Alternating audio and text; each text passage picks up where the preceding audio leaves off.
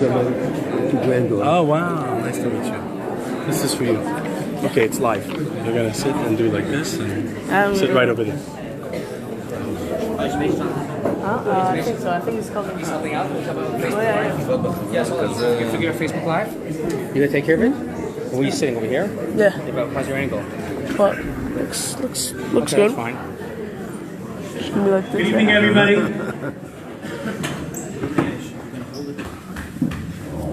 Thank you all for coming out tonight in honor of Shula's 10th Yortzeit.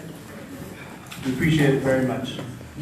Shula was a beautiful, fun, loving girl who loved to sing and dance and do what normal 3-year-old girls love to do. She also had a strong character. She knew how to get what she wanted. And evidently, her neshama is the same way. In the past 10 years, amazing things have been taking place around the world in her memory. The things that this little neshama was able to accomplish is truly astonishing. Multiple Torah classes, online and offline, have been established in her memory.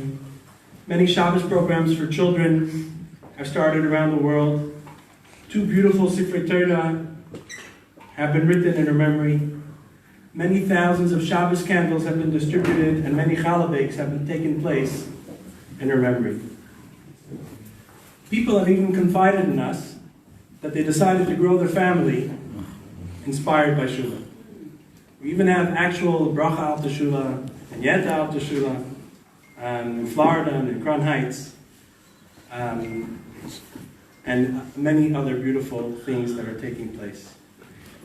And of course, here in Shara Chesed, we have Shula's Library, which has really become a beautiful, life-giving project that has brought smiles to thousands of children, with over 70,000 books being loaned out.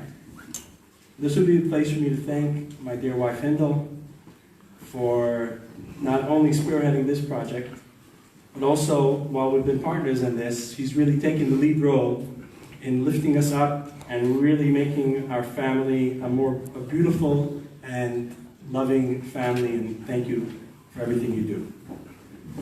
While I may be repeating some of what Hindel already said here about a year and 2 months ago on what would have been Shula's bat mitzvah, forgive me if I reiterate.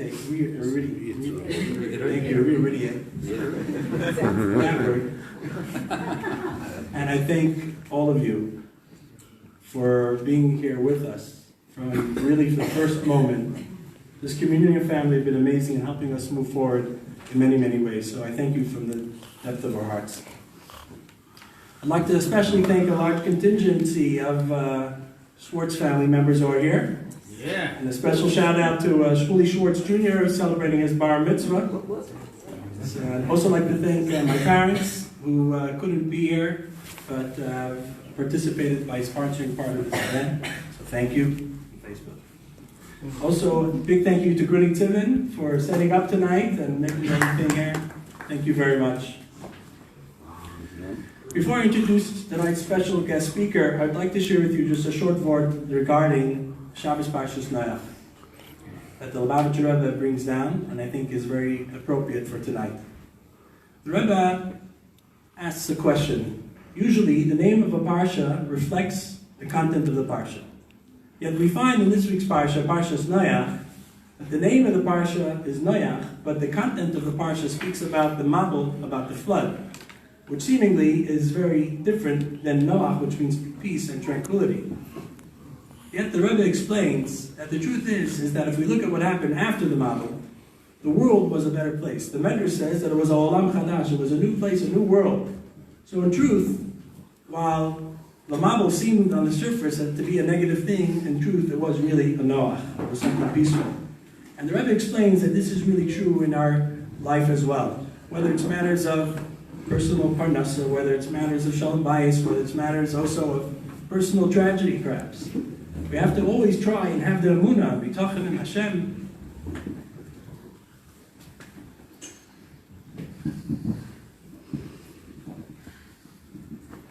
And it's really for the good. So I want to wish all of us that we only see the good You don't have to find interpretations.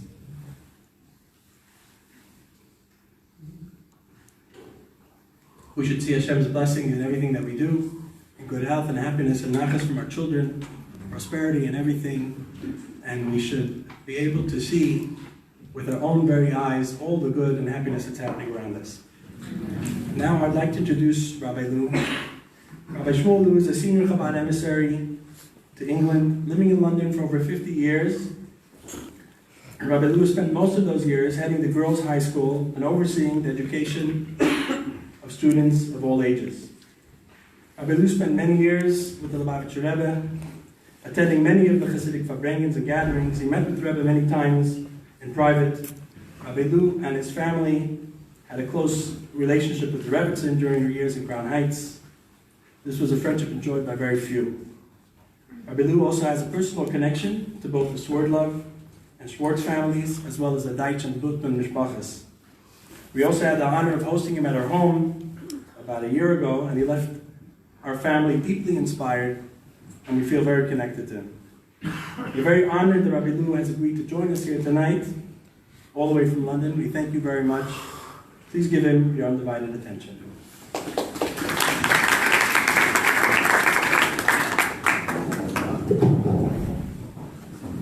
Good evening, everybody. And when Rabbi Yortzeit and Handel invited me to come here, it was something that touched my heart. Because of the whole situation that maybe we'll talk a little bit about, and also because of the connection that I had generations with both of their parents and also some of the grandparents over the years. And it's a story of facing up to life. And what am I going to do with that situation? The Rebbe speaks, the Lubavitcher Rebbe speaks about the difference between Pashas Noach and Pashas Bereshis, which we had last week.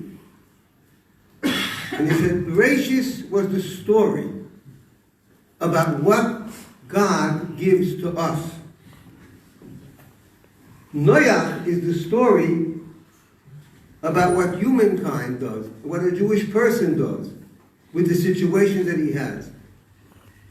In Torah Or, there's an explanation of the whole concept of the Mabul, of the flood. And he asks, why did Hashem have to send a flood? If he wanted to eliminate all the people, he had much more efficient ways of doing it.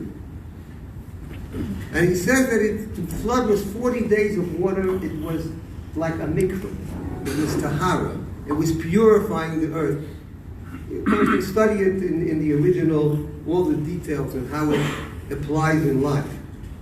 But in personal life, it means that there are raging storms. There are curveballs. There are frustrations that we all experience at certain times in our life. And if you think about it, every day of your life, there are things which we're grateful exactly as they happen, and there are things where we wish they didn't happen that way. And the key, being Noach, is what we're going to do with it in order to elevate it and in order to transform it. And that is called, in the story of Noach, going into the Teva. Means going into the words. Teva means a word as well. The words of Torah, the words of Tefillah. It means focusing on who you are, on what defines you.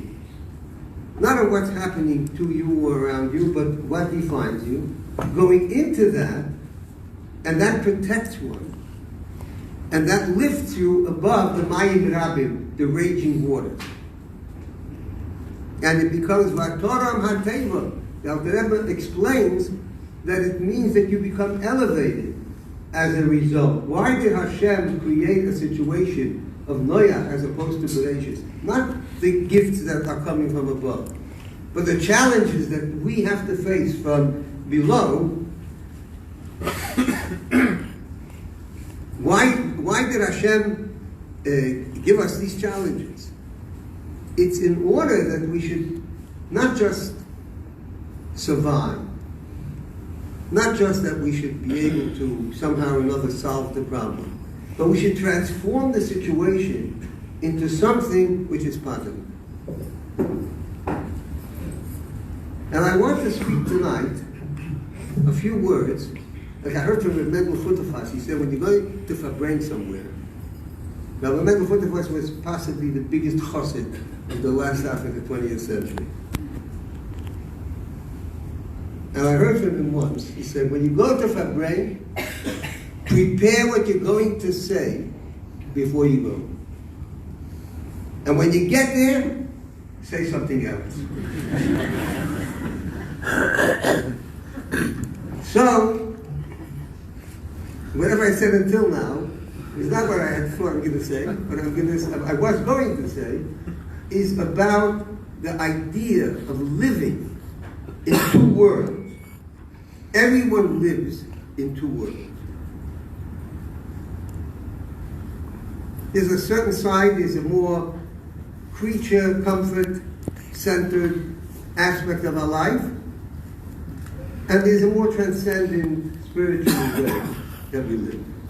But I want to talk about connecting the two worlds, living in the two worlds simultaneously. Noach had to go out of the table. The table lifts up, it protects, it inspires. It says in Holy Sfarim that it was a taste of Mashiach, the whole existence in the table. But Hashem said to Noach, you are forced to go out of that table. Somehow you have to combine the two worlds. It's not merely escaping. It's doing something. And I want to speak about living in the two worlds, both in the sense of Olam Hazeh, our sojourn on this world, and the eternal world, Olam HaEmes, and the connection there is between them, not just as two different periods of time. And connecting the worlds within each individual. The spirituality that there is within all of us, and combining it and seeing that it should pervade and percolate through to our daily lives, our physical lives. And I also want very much to touch upon the connecting of the worlds of the generations. Chinuch. The parents or the adults of any generation. It could be our own children. It's the community. In the Sefer Klolei HaChinuch V'Hadrach, it says that Chinuch generally is all communication. Any human interaction is an educational opportunity. And I'd like to touch on those areas. On Chinuch, and on Simcha, and on connecting the world. About Chinuch, which when I'm teaching students about lessons on Chinuch, the first thing when we have the introductory lesson, I say, you can arguably define Chinuch as communication. Anytime you're talking to somebody, anytime you're interacting with any person, there's a chinuch opportunity. There are two aspects to chinuch, and a third one that I want to mention, which is simplicity. The two aspects you learn from the Seder on Pesach. On Pesach, we have the Seder, where family gets together and we fulfill the mitzvah of Higadat Olavinu, communicating to your child. That's the first thing of chinuch, to talk to your child. And the second thing is being a living example. And I've tried to explain how both of these are absolutely necessary in chinuch, between the generations, and between people, and in a marriage, or in a business, or in a social situation, in a kehillah, and even within ourselves, in how we talk to ourselves. There's the explicit and there's the implicit. And the third thing is simcha. The necessity for simcha. What does it mean talking in chinuch terms? It means first and foremost to talk to oneself. How important it is. There's a story that the Rebbe told that in 1927, the Rebbe was engaged to the daughter of the previous Lubavitcher Rebbe, Rabbi Yosef Yitzchak. And the previous Rebbe was arrested on the 15th of Sivan, 1927. There were the family, close people, which included the Chassid, the Rebbe, were very concerned about what's going to happen. And the Rebbe was actually sentenced to death, and it's a miracle that he was spared. But besides that, there were all the ksavim, all the manuscripts, generations upon generations of holy writings, which could have been impounded, could have been confiscated and taken away, destroyed, or whatever. And what the Rebbe did, the Rebbe told this story in the 1940s when he was the son-in-law, when he was in Crown Heights. He said that he took every one of those bichlach, every one of those volumes of Ksavim, and he deposited with one family. Every family was given such a book to look after until the danger is gone. And that's what he did. So that in case anybody was arrested or if there was houses searched, they wouldn't find more than one, maybe it was two, but I understand it was at one book in each house. So when the Rebbe told this over at Fabrengen in the 1940s, somebody asked the Rebbe, and afterwards, after the danger, did they all give it back? Did they all return the bill? And the Rebbe said one word, Avada. Of course. That's the story. We are entrusted with our children, with our pupils, with our next generation, with all of our contacts and all of our network. We are entrusted, in a sense, somehow or another. And the question is, what am I going to do about that deposit, about that precious gem that's in my possession?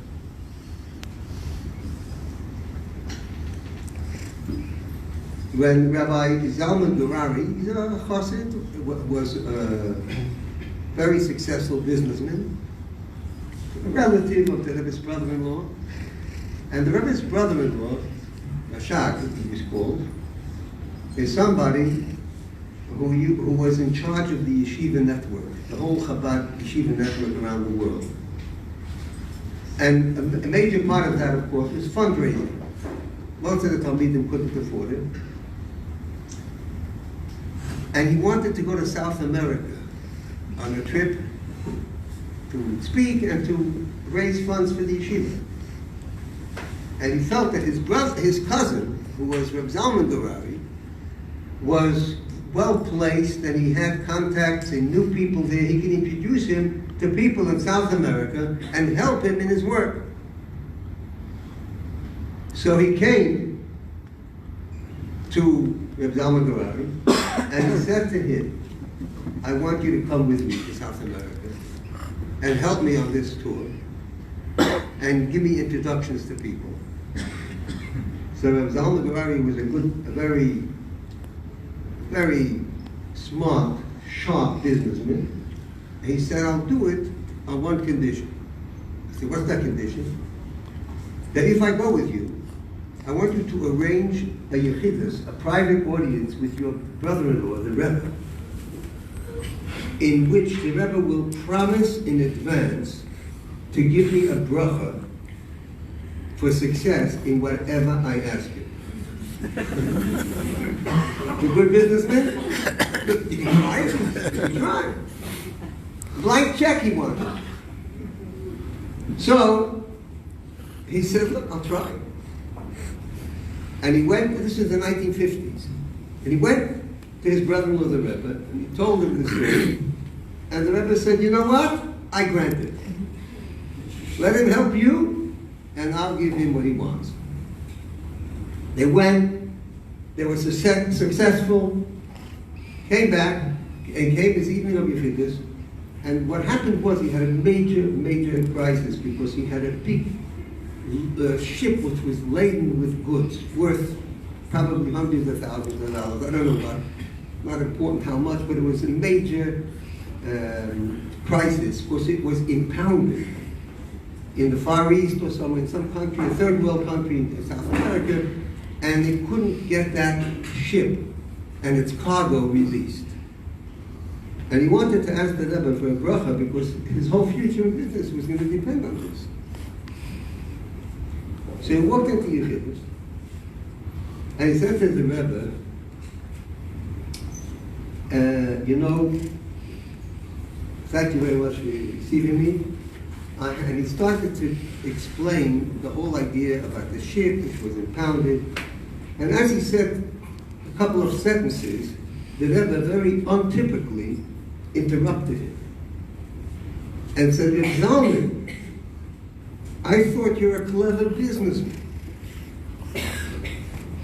I thought you were a very smart person in knowing what to ask. You have such an opportunity, you should have asked for Hasidic nachas from your children and grandchildren. And Reb Zalman was a very clever man. He said, oh yeah, of course, I forgot myself. I want to ask for a bracha for Hasidic nachas from my children and grandchildren. And that's what he got. Did he get the ship or not? I don't know. It's not relevant. He has generations, children, grandchildren, great-grandchildren. I recently checked this out with his son, because I heard the story not that long ago.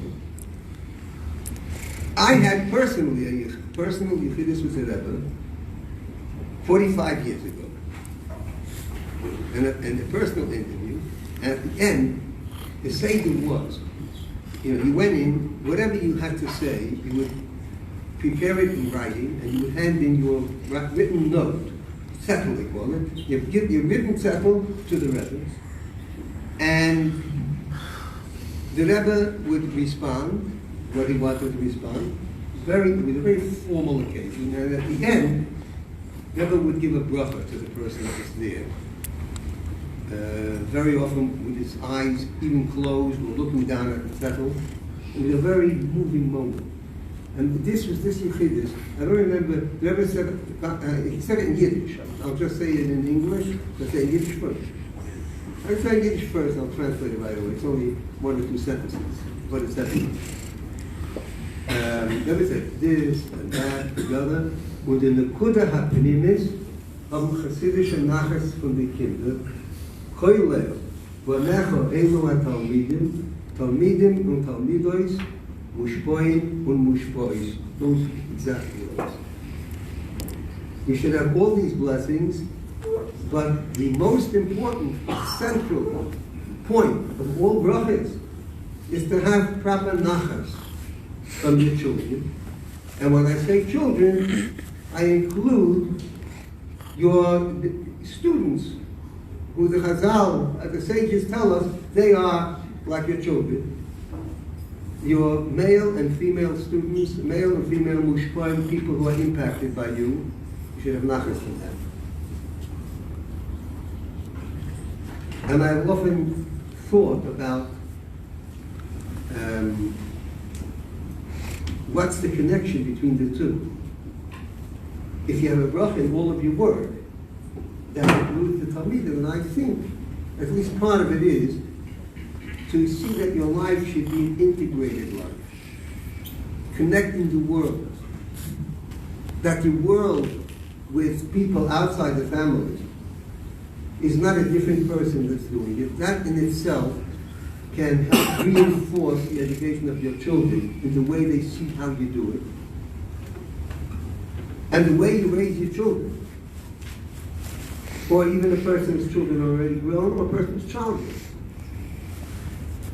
but cares about people of the next generation, cares about someone else.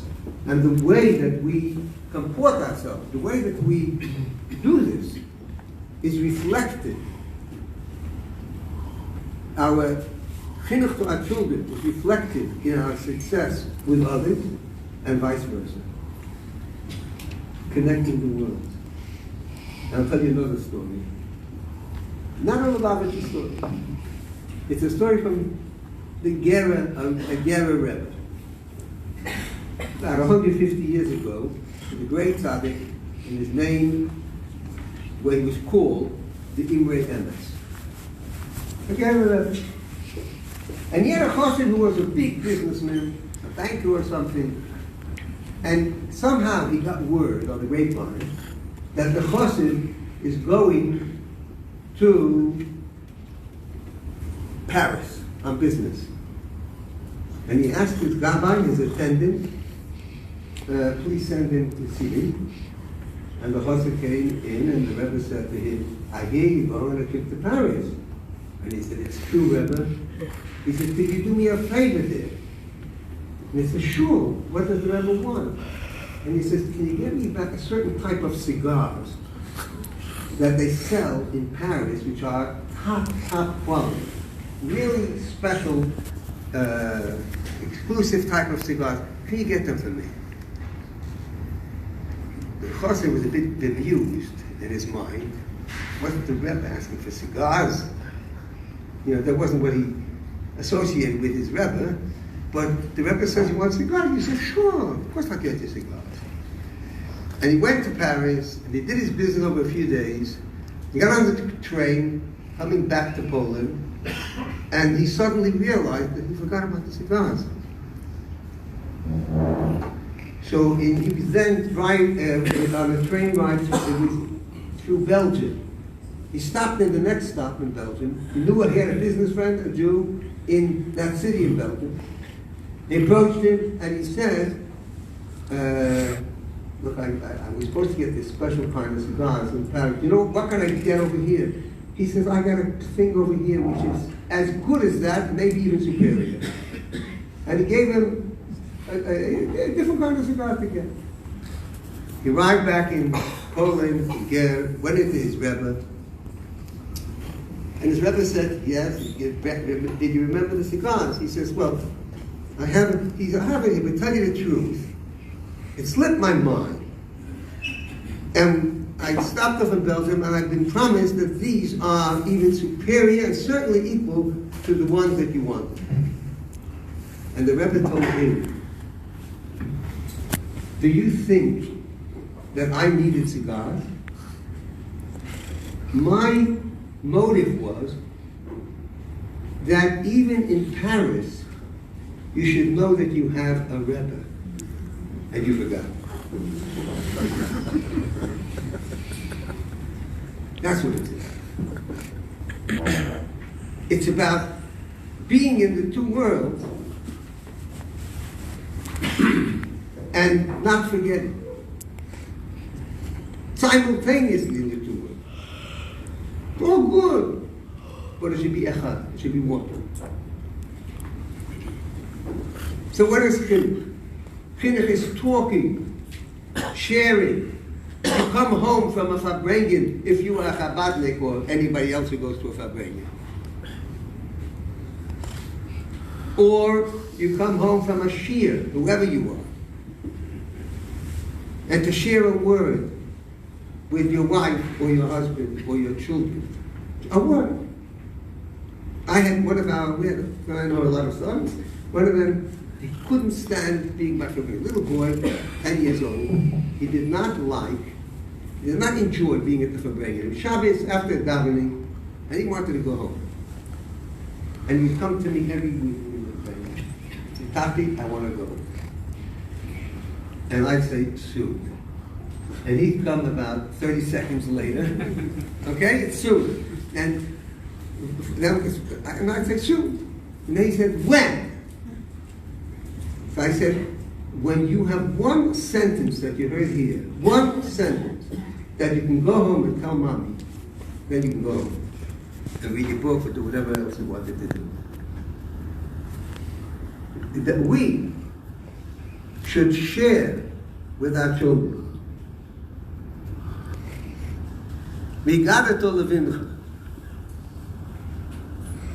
There's also informal education. It's how we behave, how we model ideal behavior to our children. There's a story of the previous Lubavitcher, Rabbi Yosef Yitzchak, when he was a young man in his 20s. And his father was the Lubavitcher Rebbe, Rabbi Shmuel Lew, the fifth Rebbe. And in the summer, very hot, in Lubavitch, in Belarusia, and he'd go on dacha, go on holiday, go on a vacation somewhere. They would take wagons, one wagon just had the Ksov. All the manuscripts, the whole administration and spiritual center of Lubavitch moved for those summer weeks or months, or however long it was.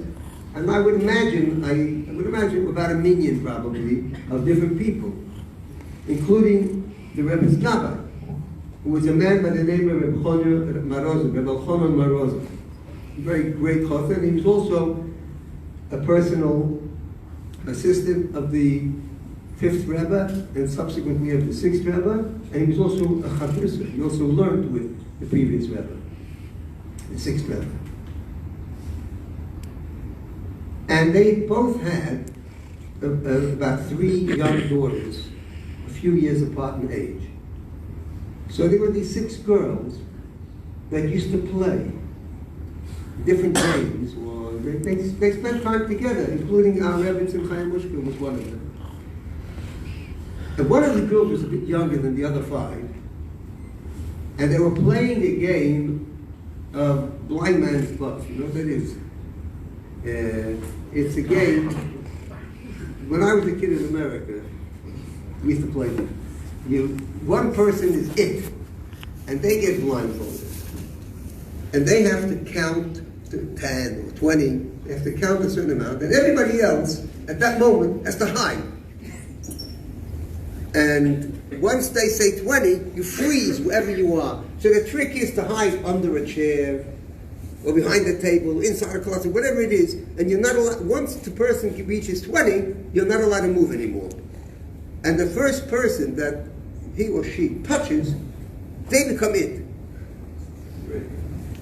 They're the one that has to be blindfolded. So they decided to play a little shtitzl, a little trick. The young girl, the youngest one, was it. And they all found it in hiding places. But as soon as she came near them, they very quietly, surreptitiously moved away. She was blindfolded. So she was never able to touch anybody. And she was it for like a long time. Suddenly, in the middle of all this, the door opens up, and in walks Rayatz, Rabbi Yosef Yitzchak, the father of the 3 Rebbe's daughters. And in a split second, he sized up exactly what was happening. And what he did was, he walked right up near the girl, near that little girl, And of course, she touched him right away. And he said, okay, Amit, give me the blindfold. His daughters were very great women, even though they were 5 years old or whatever. And they said, Tata, das ist nicht für dir. This is not for you. Such a game. So, the previous Rebbe said, do you want people to say that your father is a cheater? They said, no. He said, give me the blindfold. And he's just about to put on the blindfold when the door opens up and in walks Yechonia Marozov, the Rebbe's attendant, who had been sent by the Rebbe of that time, the 5th Rebbe, to call his son 6th Rebbe. So, Rebbe Chania says to the 4th Rebbe, der Tate sucht dir und du spielst dich mit Kindern. Your father is looking for you and you're playing with kids. So he said, der Tate sucht sein Kind und ich suche meine Kinder. My father is looking for his child and I'm looking for my children. And when I heard this story, I was ready to jump through the roof.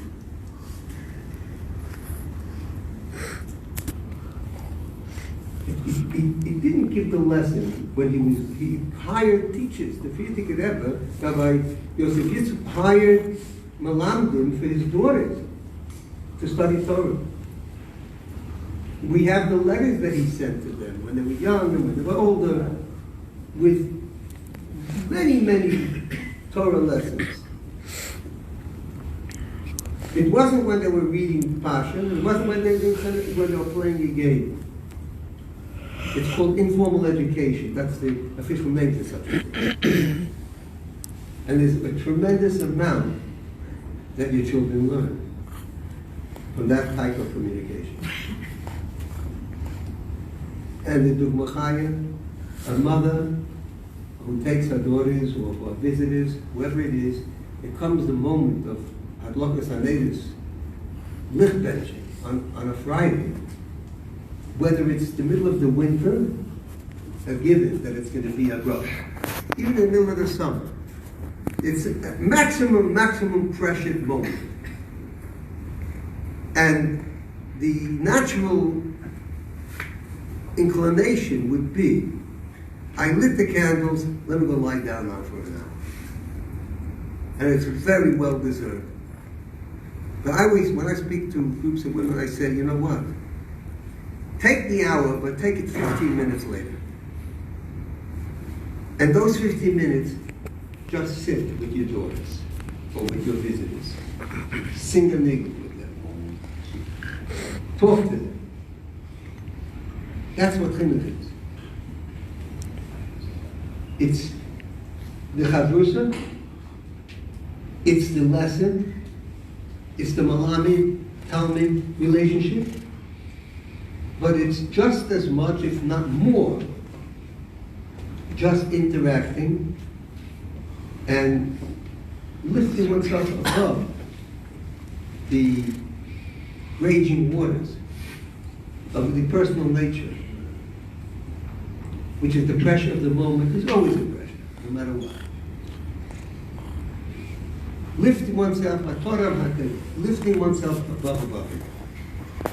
And then that atmosphere and that insight and that achievement will be reflected even when you leave the day, even when you're going into the workaday activities afterwards.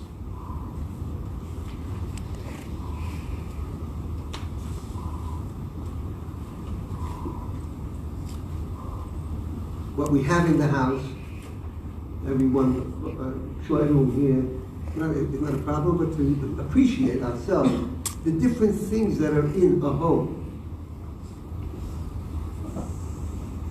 and the impact that it has just by being there, and the things that are not there. The impact that that has on our children or our visitors and on the next generation. That's what chinuch is. And that chinuch has to be done with simcha. with joy. A child can feel. A child has a lot of feel that one is stressed out and it's difficult, but that the joy of going to the shiur, or of doing the mitzvah, of preparing this or doing that, far, far surpasses any pressure that comes with it. Not to feel, oh, I gotta go to the shiur, like a nervousness. But this is an important thing in my life. This is something in itself. The simchas hachayim, the simcha with Yiddishkeit. And I want to share with you something from the Zohar.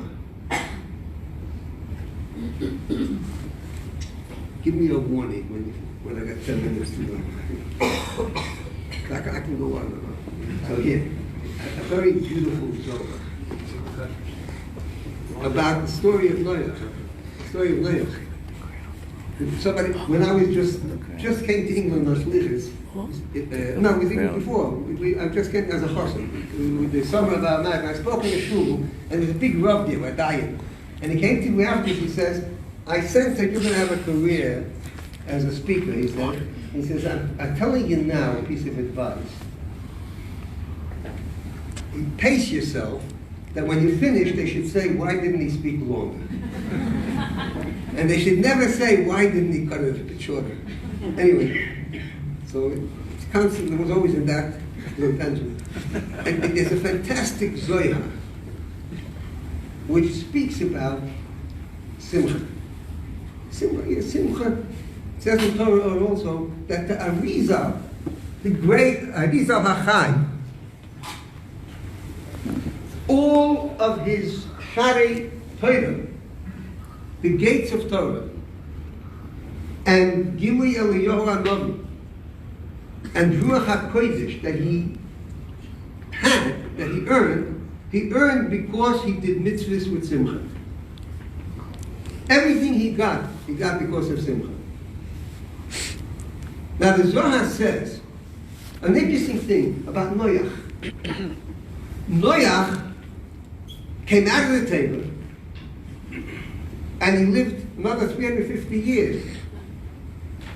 Does anybody know anything that he did in those 350 years? Yes, we know one thing. He got drunk. That's the only thing the Torah tells us about Noach. And out of 350 years, what's he doing over there?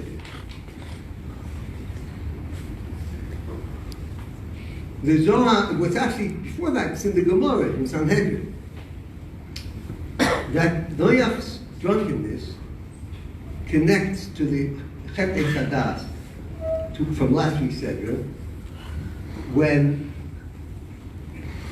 Adam and Chava ate from the Eitz Hadas. According to opinion in the Gemara, the Eitz Hadas, no one says it was an apple, by the way. But they say it was a grape. It was wine. Chava saw the wine was good and gave it to her husband, and they drank wine. And that was a big, major sin for all time. So the Zohar says that really what they were all aiming for was Simcha Shel Mitzvah. And Adam and Chava decided they'll take the wine, and they'll drink wine, and they'll become a Simcha.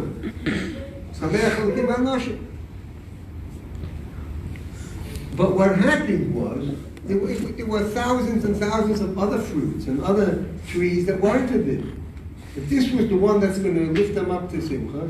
But the effect that it had was that it made them aware of themselves. A self-awareness. What's bad about knowing good and evil? It's explained in Sfarim that before that they were innocent. They had a much higher type of a knowledge. It wasn't about themselves. A healthy body. You know what a sign of a healthy body is? you don't feel it. When you start feeling any part of your body, you start worrying. That's a healthy psyche. Is if a person doesn't feel themselves, they did a mitzvah. So they had nothing to be ashamed of, their nakedness. Every part of the body was there for a mitzvah. It was all about Hashem. But it says in the Torah, like the eyes were open. But Taylor, she saw that the food is delicious. It looks nice. It tastes nice. And she partook and she shared. This was all the fall of Adam and Chava was in the quest for Simcha. It became somehow deterred from themselves, from Hashem to themselves. And Noach thought that, according to the Gemara, he did learn from them. He got drunk. But the Zohar explained it as follows. He said there were 3 stages. There was Adam and Chava, and there was Noach, and there was Sarah. Adam and Chava, they partook of the wine. They tried to have simcha, and it became self-centered, ego. Then Noach thought he'd be masakin it. He will correct it. He will elevate that whole thing by getting drunk. Not feeling yourself. He'll get intoxicated. And he'll be having a simcha in a way where he doesn't feel himself anymore. What was wrong with that?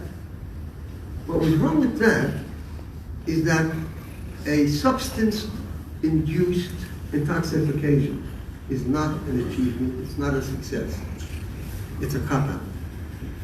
It's a failure. It's not doing what life is about. We now, once after the Chatei life in the world is that there's a model and there's a tape. There is the reality and there's the person. And the idea is to struggle with simcha, to be able to see all the ups and downs in life, and how every one of them is an opportunity to connect to Hashem. And the Zohar says, Sarah, Nachsis, Sarah descended and she ascended and was unfazed. And that's why she represents, Avram and Sarah represent the ultimate in Simcha. Because they did suffer, and she was kidnapped, and this happened, and that happened in their life. Different, difficult moments that they had in their life. And she maintained her strength and her simcha throughout all of these different moments, throughout all of these different situations. And that was the greatness, and that's why she had a son by the name of Yitzchak. Yitzchak means he will rejoice. That's the idea of simcha. Simcha comes from challenge. Simcha comes from being totally in what you're doing without losing your personality, your being. Being there, and at the same time, focusing on what's right and what's good. People become unhappy. In today's world, there's so much there. Of course, there's so much more that we want. I saw once a saying, not from a Jewish source. Somebody sends me a saying every day, and it says, "We must not allow the things we want to let us forget the things that we have."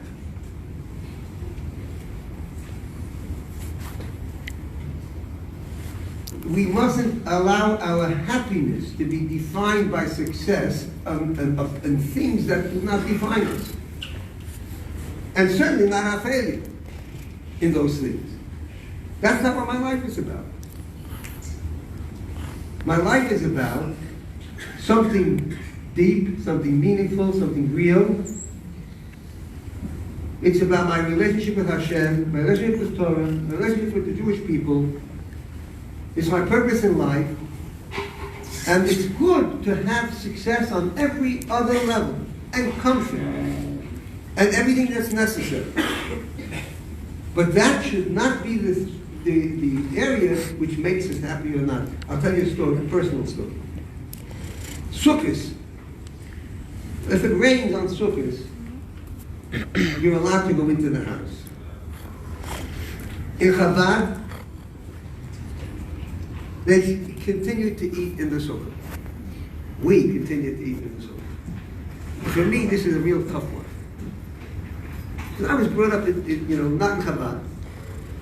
And the idea of sitting in the sukkah, and there's geese talking it today, it's pouring with rain. It's not, so we have a roof on our sukkah. My children, a roof. They're almost praying for rain. They want to, you go there, whatever the Eibishter gives you. Anyway, about 2-3 years ago, we were spending the last days of Sukkot in Ealing. Anyone's from London? You know Ealing? There's a place called Ealing Common. That's like a big grassland. It's about 2-3 blocks each way. There's such a thing in England called Common. You're not allowed to do anything there. It's going back hundreds and hundreds of years. That area safe. People make picnics there. People do things there. They just rest there. And our son-in-law is the rabbi in Ealing Synagogue, United Synagogue. Shmini Atzeret by night. It was a very rainy sukkah. And someone asked me a shaila, okay, we eat in the sukkah. Do you make a bracha leisha in the sukkah? I said, if you're eating it, but anyway, we were walking home from the shul. It's a half-hour walk. We just had a short hakafis because the Ashkenazis do not have hakafis Shmini Atzeret. I said, we do it in solidarity with Israel, so we had a minyan, whatever, we had quick hakafis. We're going home. 5 minutes into the walk home, which is 25 minutes from the house, we come to Ealing Common.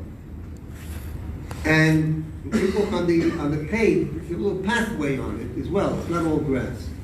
And I suddenly noticed, I'm going here with this Stamford Hill, this special coat which covers your hat as well. It was pouring with rain.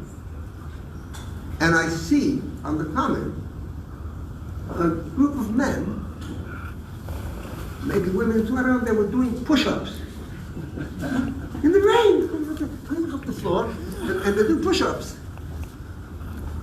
And there was a woman in a windbreaker, and she was sort of like the organizer, the trainer. So I said to my son-in-law, I cannot walk just like this. I said, I gotta stop here. He said, okay. I pull over one of the guys, very polite, he's an old guy over here. Can I help you, sir? I said, yeah. I said, I have a question. He said, what's your question? I said, where are you going doing push-ups? It's pouring with rain here. To come to our house, get a warm, beautiful room. Do the push-ups indoors. He said, we're not just doing push-ups. This is part of a 2-hour routine here. And we do this, and we're jogging, and this. He talked some other things, and we really have to get on with it. So I sort of like, let us get on with it. Then we're there with wearing short trousers. It was pouring with rain, and there was just a feeling of joy on there. And I said to my son-in-law, now you know what simcha means. If you know what you're doing, if what you're doing is meaningful to you, nothing's going to faze you. If you have a very, very good friend, someone you love very much, and they need your help, that's 3 o'clock in the morning to help them for something. You're thankful for the opportunity that you're able to be there. You have someone like that.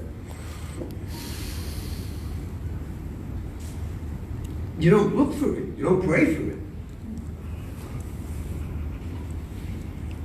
But it's a friendship. It's not, and you're happy that you're not happy that the person is suffering, whatever it is.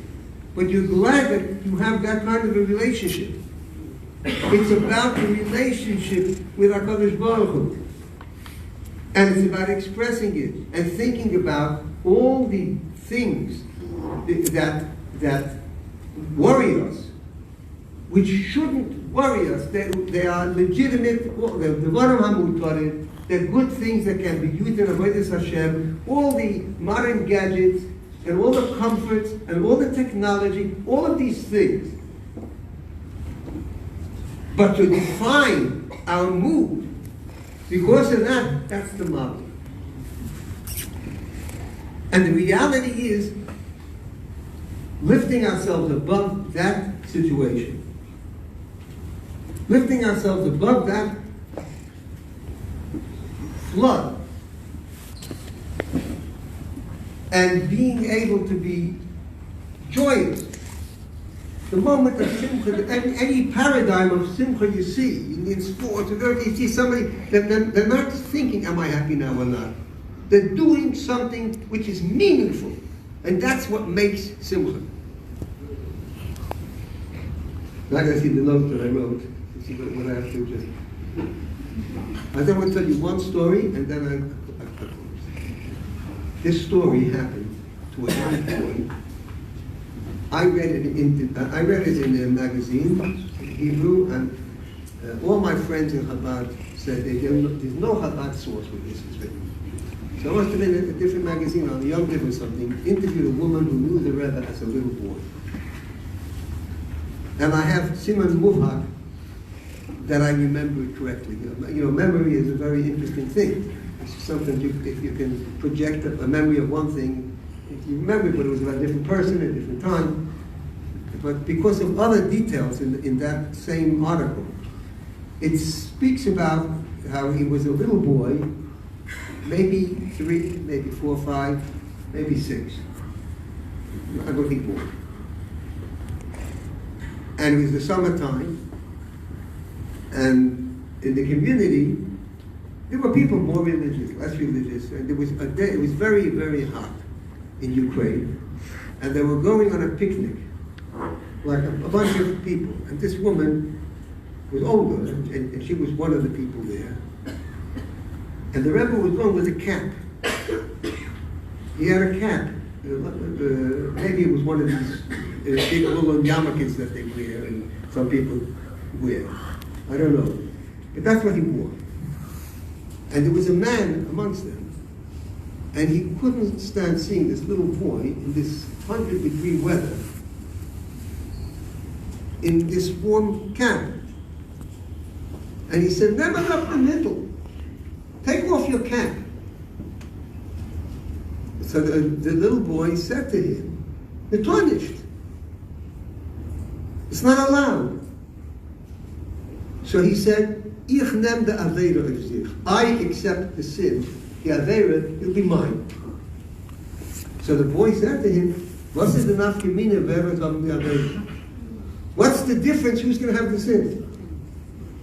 That's the story. I get that story in the sukkah. I'm ready to jump through the schach in that case. Because I saw, for me, this was everything. Who is it about? It's about me, if I'm going to get an Aveira or not, my Olam Haba, whatever it is. If the Rebbe taught us something, that's what Simcha is. Doing the mitzvah because that's what Hashem wants to be done. There are many, many letters, and I read every day a shir of Igros, and in many letters, the Rebbe writes, people explain why they couldn't do this, that, or other that he expected them, inspired them to do. And the Rebbe wrote back, all your reasons are good in the realm of schava oynish. You want a punishment. But in the realm of what does Hashem want in this world, where Hashem wants us to connect the world, and in this physical world, Elokus should be felt. That's what it's about. And I want to end with a word from Hilchos Averos, having in mind the situation and the occasion. There's something about Hilchos Averos that does not exist in any other mitzvah in the entire Torah.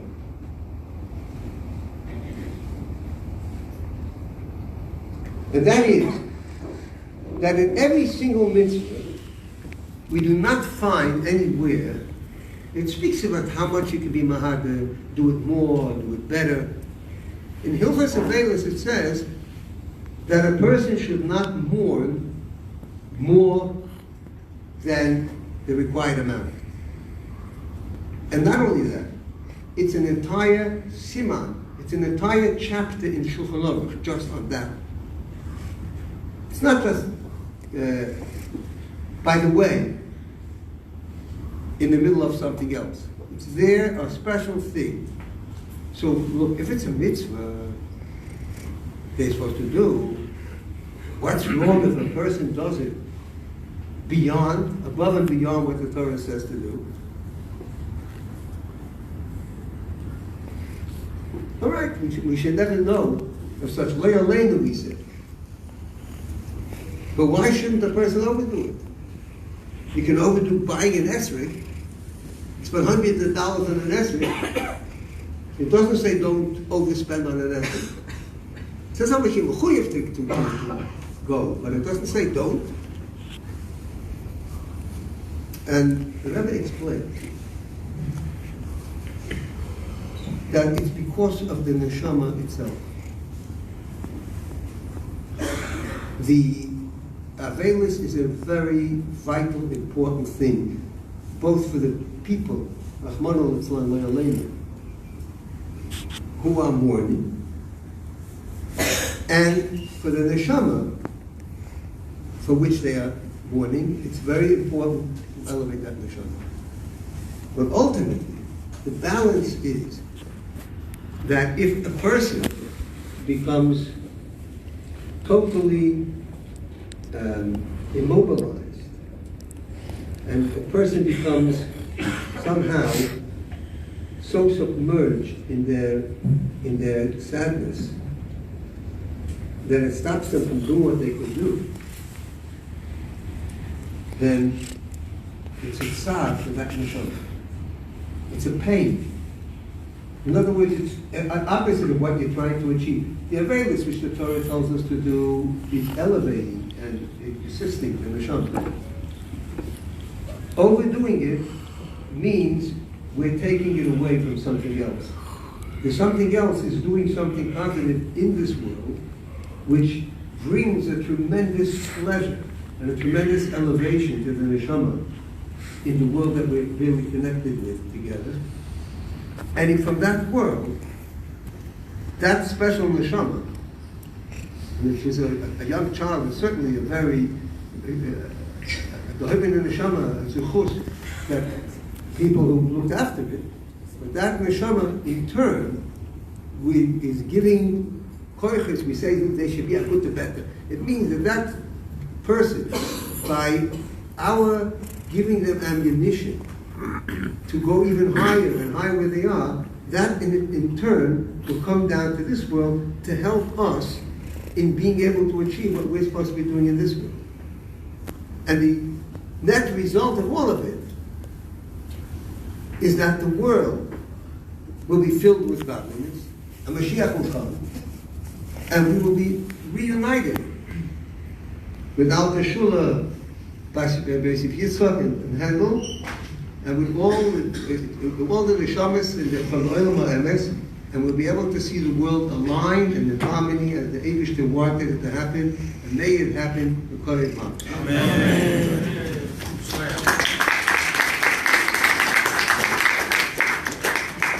Thank you very much, Rabbi Lew. We'd like this evening to be about Torah, Tefillah, and Tzedakah. So following, in a few minutes, we'll have a minyan for Meyer for those who didn't daven. And there's also a little box on each table if you can put a few coins in to have that mitzvah as well. Also, before you go, I'd like to thank everyone that came. I'd like to thank also the shulchan that are here, including your Rabbi Handel and Rabbi Goldberg. Chabad Rechabe is having a special event next week with Rabbi Jacobson. It's going to take place Tuesday, November 5th. Rabbi Yossi Jacobson is coming. Please go to JerusalemChabad.org to see more information. Also, Rabbi Danny Cohen is here, I see it. And however, I didn't mention everyone. Thank you all very much for coming. Good night. Toda rabba.